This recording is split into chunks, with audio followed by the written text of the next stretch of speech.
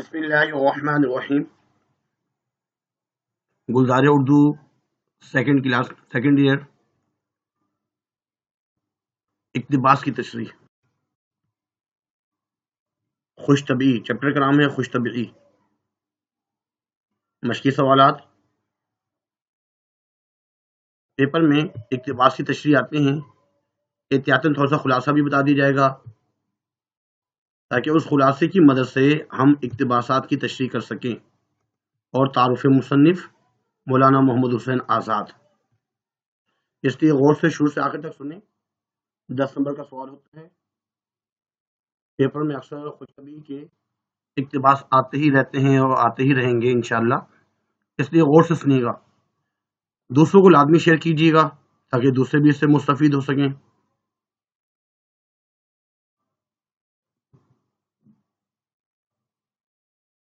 Like بھی کیجیے گا اور سبسکرائب بھی لازمی کیجیے گا. اقتباس نمبر 1 پیپر میں آئے تو کوشش کیا کریں. یہ ہوتا ہے سوال نمبر 3. تو اوپر لکھیں سوالات. سوال نمبر 3 اقتباس کی تشریح. پھر اقتباس شروع کے کچھ الفاظ اور آخر کے کچھ الفاظ لکھ کر بیچ میں ڈاٹ ڈاٹ بنا دیا کریں، لکھ دیا کریں تاکہ پتہ چل جائے کہ آپ اس اقتباس کی تشریح کر رہے ہیں. اس کے بعد حوالہ سبق. اس میں سبق کا نام خوش طبعی ہے. ماخوذ از کس سبق سے ماخوذ ہے؟ نیرنگی خیال سے. یہ لکھ لیا جائے. اس کے بعد اگلی ہیڈنگ بنائی جائے حوالہ مصنف. حوالہ مصنف میں مصنف کا نام مولانا محمد حسین آزاد. پھر تعارف مصنف. مولانا محمد حسین آزاد کی پیدائش دہلی میں 1830 کو ہوئی اور وفات 1910 کو ہوئی. اردو زبان کے بہت ہی مشہور ادیب بھی ہیں اور شاعر بھی تھے. والد صاحب کا نام مولوی محمد باقر تھا. ان کے والد صاحب نے 1837 میں دہلی میں اپنا ایک اخبار اردو کا نکالا. پہلا اخبار تھا وہ، جس کا نام تھا اردو اخبار. مولانا محمد حسین آزاد نے الطاف حسین حالی کے ساتھ مل کر لاہور میں جدید مشاعروں کی بنیاد ڈالی. مشاعرے ہوا کرتے تھے تو جدید مشاعرے. مولانا محمد حسین آزاد گورنمنٹ کالج لاہور میں عربی کے بھی پروفیسر رہے اور فارسی کے بھی. 1887 میں ملکہ وکٹوریہ اس کی جبلی پر ان کو شمس العلماء کا خطاب ملا. پھر اس کے بعد تصانیف لکھنی ہوتی ہیں. 3 کتابوں کے نام بھی لکھ دیں تب بھی کافی ہیں. نیرنگ خیال، قصص الہند، نظم آزاد اور تذکرہ آزاد. ان 4 میں سے کوئی 3 کتابیں لکھ دی جائیں تب بھی کافی ہیں. اگر 4 لکھیں تو زیادہ اچھا ہے. اس کے بعد تشریح. خوش طبعی سے مراد مسکراہٹ، تبسم، شگفتہ مزاجی ہے.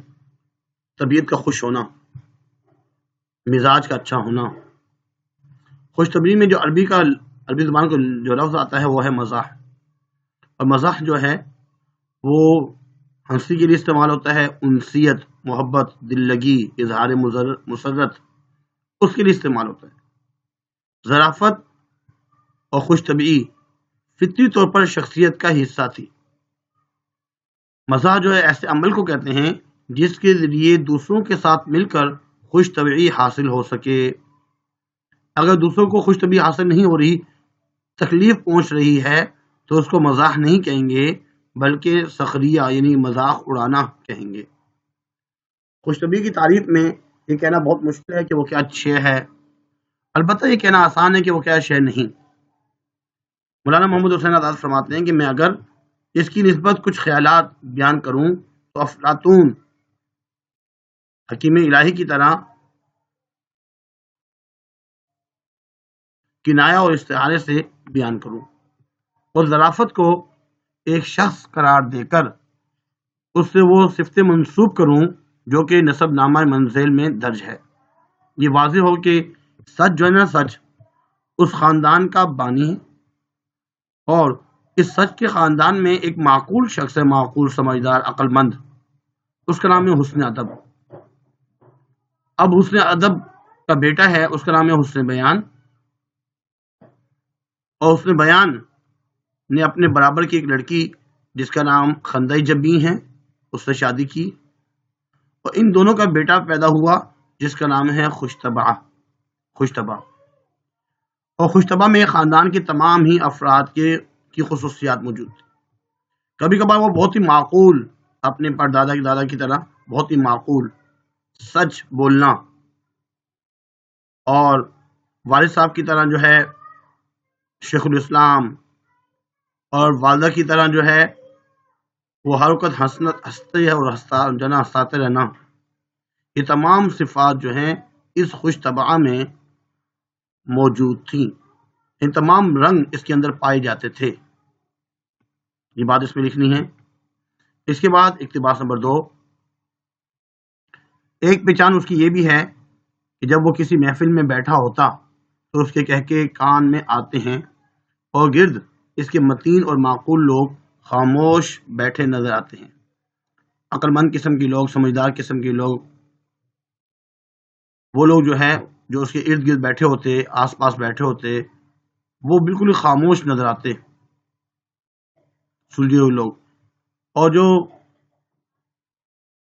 یہاں پہ بہروپیے کی بات کی جا رہی ہے کہ وہ ہر کوئی خود بھی ہنستا رہتا، دوسروں کو بھی ہنساتا، لیکن سمجھدار قسم کے لوگ، سلجھے ہوئے لوگ، عقل مند لوگ جو ہے وہ جو اس کے آس پاس بیٹھے ہوتے، اس کو پتہ ہے یہ بہروپیہ ہے، اور اصل جو ہے وہ یہ نہیں ہے، نقل ہے، خوش طبع یہ نہیں ہے بلکہ نقل ہے، بہروپیہ ہے، بانڈ ہے، تو لہذا وہ خاموش ہی رہتے۔ اس میں بھی ایسے ہی آپ نے لکھنا ہے حوالہ سبق، حوالہ مصنف، تعارف مصنف، پھر تشریح میں لکھیں گے۔ اس اقتباس میں مولانا محمد حسین آزاد فرما رہے ہیں کہ میں یہ چاہتا ہوں کہ اس کتاب کے پڑھنے والے اگر کبھی ایسے شخص سے ملیں جس کی اصل جو ہے نا، یعنی کہ تو ملیں تو اس کی اصل نسل کو اچھی طرح سمجھ لیں اور غور سے دیکھیں کہ اس کے دور یا نزدیک کا کوئی رشتہ سچ کے قبیل سے ملتا ہی نہیں ملتا۔ بہروپیہ در حقیقت سچ نہیں، جھوٹ کی اولاد سے ہے۔ اگر وہ اس کا رشتہ جو ہے وہ سچ کے قبیل سے نہیں ہے تو پھر وہ جھوٹ ہے، جھوٹ کی اولاد میں سے ہے، بہروپیہ ہے۔ اور جھوٹ کا ایک بیٹا ہے جس کا نام بک میں نے لکھا ہوا ہے، اصل میں یہ تمثیل نگار ہیں اور مثالوں کے ذریعے بات کو سمجھاتے ہیں۔ جھوٹ کی جو اولاد میں سے ان کا ایک بیٹا ہے زٹل، اور زٹل کا بیٹا جو ہے سڑی مستان۔ اب سڑی مستان نے کس سے شادی کی ہے؟ ان کے خاندان کے ساتھ ہی جو ہے اس طرح حماقت ایک پھوڑ عورت تھی، اور اس کی بیٹی تھی مسخرن دوانی۔ مسخرن دوانی اور اس سڑی مستان کی جو ان کا بیٹا ہے سیٹل کا، ان کے آپس میں شادی ہوتی ہے اور ان سے ایک بیٹا پیدا ہوتا ہے جس کا نام وہ خوش طبع ہی رکھتا ہے، لیکن یہ بہروپیہ ہے، نقل ہے، اصل نہیں ہے، بانڈ ہے، اور مسخر ہر وقت ہنساتا ہی رہتا یہ۔ اور حقیقت میں وہ اپنے ادب کے گھرانے سے پیدا ہوا ہے یا کسی اور، یہ بھی دیکھنا ہے کہ وہ کس خاندان سے پیدا ہوا ہے۔ اگر یہ نہیں ہے تو وہ جعلساز بہروپیہ ہے۔ اصل خوش طبع کے ہمسائے میں ایک دھوکے باز نے بھی اپنا نام خوش طبع رکھ لیا تھا، اور لوگ اسے بھی اصل خوش طبع ہی سمجھتے تھے، اس کا ساتھی سمجھتے تھے۔ ایسے جعلی شخص کو دیکھیں تو اندازہ لگائیں کہ اس کے خاندان کا تعلق سچ یا حسن ادب کے قبیل سے ہے یا نہیں۔ جس خوش طبع اور سچ اور ادب یعنی اس میں شامل نہ ہو اسے بہروپیہ یا بانڈ مانیں گے۔ نقلی خوش طبع شخص کی بڑی پہچان یہ ہے کہ جب وہ محفل میں بیٹھا ہوتا ہے تو ہر طرف چاروں طرف ہر طرف ایک ہی سمجھ لیتے ہیں، مگر محفل میں موجود سنجیدہ قسم کے جو لوگ ہیں، عقل مند، وہ دوری اختیار کرتے ہیں کی ہوتے ہیں، کیونکہ نقلی خوش طبع شخص کی باتوں سے خوش بیانی، خندہ جبین، اصلی ظرافت دکھائی نہیں دیتی۔ اس کے مقابلے میں اصل خوش طبع شخص محفل میں ہو تو کمال سنجیدگی کے باوجود بھی اس کے اطراف میں بیٹھے تمام افراد اس کی باتوں سے محفوظ ہوتے دکھائی دیتے ہیں۔ اقتباس نمبر 3 میں بتایا گیا ہے کہ وہ ایسا کم بخت ہے. یہاں پہ اس کی جو 5 صفات میں سے تیسری صفت بیان کی ہے، جو برائی ہے اس کی بیان کی ہے. 5 فرق ہیں، 5واں فرق میں سے تیسرا فرق بتایا ہے کہ ایسا کم بخت ہے جو ہاتھ اسے رزق دیتا ہے، جو اس کو فائدہ پہنچاتا ہے، جو لوگ ان کو فائدہ پہنچاتے ہیں اسی کو کاٹ کھاتا ہے، نقصان پہنچاتا ہے. دوست دشمن دونوں کی برابر خاک اڑاتا ہے، دونوں کو بدنام کرتا ہے. اس کا سبب کیا ہے کہ اصل میں تو وہ انسانیت سے خارج ہے، انسان ہی نہیں ہے صحیح معنوں میں. مولانا محمد حسین آزاد نے ظرافت اصلی اور ظرافت نقلی میں 5 فرقوں کے بارے میں اس کی 5 فرق ڈفرینسز بیان کیے ہیں. پہلا فرق یہ ہے کہ ظرافت اصلی اور ظرافت نقلی میں اتنا ہی فرق ہے جتنا آدمی اور بندر میں. سب سے پہلے تو یہ ہے کہ اسے بندر کی طرح جھوٹ موٹ کی دغا بازیاں اور ویسے ہی بندروں کی طرح نقلیں کرنے آتی ہیں. نقل ہے، یہ ہے نقال، نقل کرنے والا. یعنی بھیروپیے میں جھوٹ موٹ کی دغا بازیاں اور نقلیں اتارنے کی عادت ہوتی ہے. دوسرا فرق کیا ہے؟ اس قسم کے کام کر کے نہایت خوش ہوتا ہے، بلکہ دونوں باتیں اسے یکساں ہیں. خواہ وہ کسی کو بہت بڑا بادشاہ بنا دے، خلعت پہنا دے اور رسوا کر دے، ذلیل و خوار کر دے. ابھی ایک شخص کو باعزت و احترام بنا دے اور ابھی چٹکیوں میں اڑا دے. یعنی کسی کو جو ہے بہت بڑا عقل مند، دانا، سمجھدار بنا دے اور کسی کو جو ہے وہ اس کو عزت ہی نہ دے. جبکہ جو ظرافت اصلی میں یہ خامیاں نہیں ہوتی، ظرافت نقلی میں خامیاں ہوتی ہیں. اس اقتباس میں مولانا محمد حسین آزاد نے ظرافت اصلی اور ظرافت نقلی میں 5 فرقوں میں سے تیسرا فرق بتا رہے ہیں کہ تیسرا فرق یہ ہے کہ ایسا وہ کم بخت ہے جو ہاتھ اسے رزق دیتا ہے اس کو کاٹ کھاتا ہے. دوست دشمن دونوں کی برابر خاک اڑاتا. سبب بھی اس کا یہ ہے کہ انسانیت سے خارج ہے. یعنی کبھی دولت مند دولت اور نعمت کے قصے سنائے اور کبھی یعنی کہ بہت ہی دولت مند ہے، بہت ہی نعمتوں والا ہے، اور کبھی اس کو کنگال اور فقیر ظاہر کرے. در حقیقت یہ ہے کہ اس کا تعلق جھوٹ کے خاندان سے ہے اور جھوٹ ہمیشہ اس کے پیٹ میں بھر رہتا ہے. بے روپیے بھانڈ یا نقلی خوش طبی شخص کی سب سے بڑی پہچان یہ ہے، جو نقلی ہوتا ہے اس کی سب سے بڑی پہچان یہ ہے کہ وہ اپنے مددگار کو بھی نہیں بخشتا، اپنے دوستوں اور دشمنوں دونوں کے لیے برابر ذلت کا باعث رہتا ہے. اس کا کام کیا ہے؟ ہنسی مذاق کرنا. کبھی بھی کہیں بھی جس طرح ممکن ہو وہ اپنے دوست اور دشمن دونوں پر کیچڑ اچھال کر خوش ہوتا ہے. چوتھا فرق یہ ہے کہ عقل سے محروم ہیں، اس لیے اخلاق یا صلاحیت کی جو باتیں ہوتی ہیں، نصیحتیں ہوتی ہیں، اس پر ذرا بھی کان نہیں دھرتا، سنتا ہی نہیں ہے، کیونکہ وہ عقل سے محروم ہیں. کسی اچھے اور معقول شخص کی نصیحت پر کان نہیں دھرتا، سنتا ہی نہیں ہے. اور پانچواں فرق یہ ہے کہ یہ ہنسی چہل کے سوا کسی قابل نہیں. اور شخص پر فوقیت کی ہوس، اس لیے اس کا تمسخر ہمیشہ ذاتی ہے، کیونکہ اس کے پاس ہنسی مذاق کے سوا کچھ بھی نہیں، ہنسی مذاق کے علاوہ کچھ اور ہے ہی نہیں. ہر شخص پر فوقیت کی ہوس رکھتا ہے، فوقیت کی ہوس رکھتا ہے، کیونکہ اس کا جو مذاق ہے وہ ذاتی نوعیت کا ہوتا ہے. وہ کسی کام کرنے والے کا مذاق اڑاتا ہے.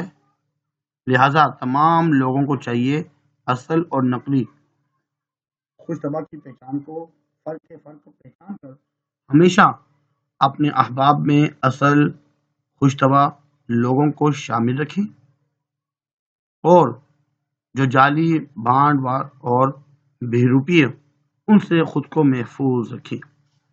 تسلیم انتخابی سوالات. پہلے کا جو ہے وہ ہے افلاطون. دوسرا، اس گھرانے میں ایک نہایت معقول شخص ہے، حسن ادب. خندۂ جبین، بدنام کرنا. معقول جو شخص ہے وہ ہے حسن ادب. جیسے یہاں پہ بتایا بھی تھا کہ معقول شخص جو ہے وہ حسن ادب تھا اور حسن بیان جو ہے وہ اس کا بیٹا ہے. اس کے بعد حسن بیان کی دلہن کا نام جو ہے خندۂ جبین.